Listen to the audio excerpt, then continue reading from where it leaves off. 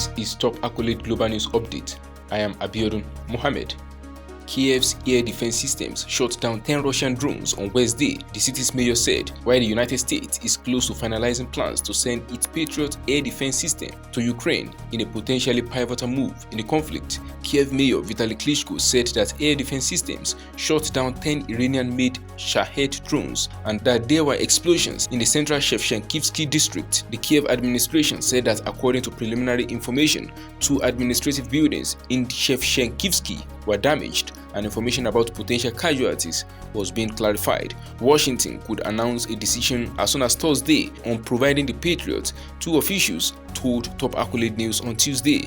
The Patriot is considered one of the most advanced US air defense systems and is usually in short supply, with allies around the world vying for it. Former Russian President Dmitry Medvedev has warned NATO against equipping Kiev with Patriot missile defenses, and it is likely the Kremlin will view the move as an escalation. The Patriot system would help Ukraine defend against waves of Russian missiles and drone attacks that have pounded the country's energy infrastructure.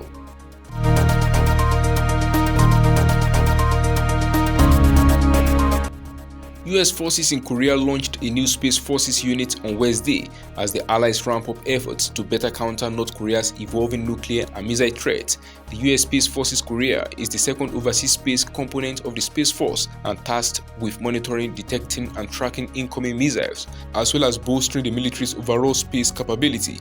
US Forces Korea Commander General Paul LaCamera hosted a ceremony at Ulsan Air Base in the South Korean city of Pyeongtaek to mark the creation of the unit, which will be led by Lieutenant Colonel Joshua McCullion. The launch came as Seoul and Washington seek to boost security cooperation to deter North Korea, which has tested intercontinental ballistic missiles capable of reaching US mainland this year. South Korea's Air Force also set up its own space unit this month to bolster its space power and operation capability together with the US Space Force. Around 28,500 US troops are stationed in South Korea under a mutual defense treaty forged after the 1950 to 1953 Korean War ended in an armistice, not a peace treaty. The US Indo-Pacific Command and Central Command set up their space units last month in Hawaii and Florida.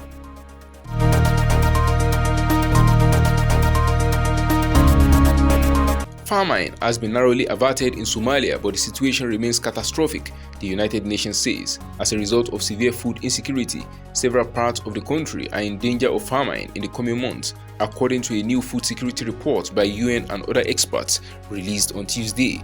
The report indicated surging numbers of people at the highest level on the UN's 5-scale food insecurity classification, known as IPC, which means they have dangerously little access to food and could face starvation. When a large enough portion of a population is estimated to be at IPC level 5, a famine is declared. Between now and next June, the number of people at IPC 5 in Somalia is expected to more than triple from 214,000 to 727,000 as drought, violence, and displacement continue to threaten people's lives and livelihoods, according to the UN. The report said more than 8 million people face an unprecedented level of need after 5 consecutive failed rainy seasons and exceptionally high food prices. The report does not lead to a declaration of famine at this point, in large part thanks to the response of humanitarian organizations and local communities. Jens Lerck, spokesman for UN Humanitarian Agency OCHA, told reporters on Tuesday.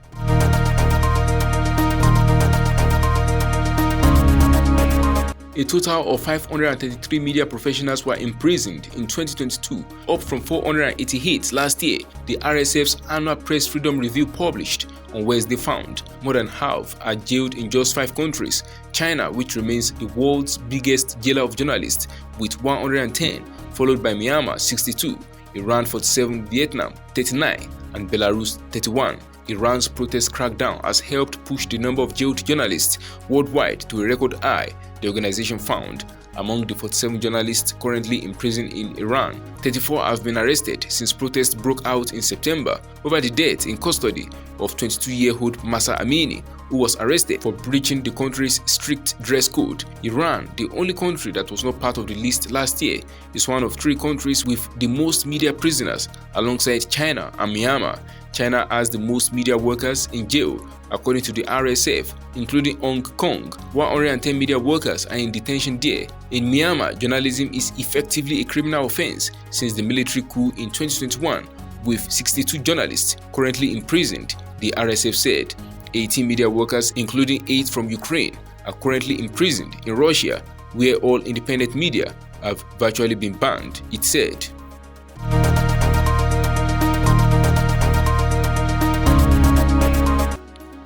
A lawsuit accusing Meta platforms of enabling violent and hateful posts from Ethiopia to flourish on Facebook, inflaming the country's bloody civil war, has been filed. The lawsuit, filed in Kenya's High Court on Tuesday, was brought by 2 Ethiopian researchers and the Kenyan rights group, the Katiba Institute. It alleges Facebook's recommendation systems amplified violent posts in Ethiopia, including several that preceded the murder of the father of one of the researchers. The plaintiffs are asking the court to order Meta to take emergency steps to demote violent content, increase moderation staff in Nairobi, and create restitution funds of about $2 billion for victims of violence incited on Facebook. Among the plaintiffs is Abraham Miereg, who said his father, Tigrayan academic Miereg Amari Abra, was killed after Facebook posts referring to him using ethnic slurs were published in October 2021.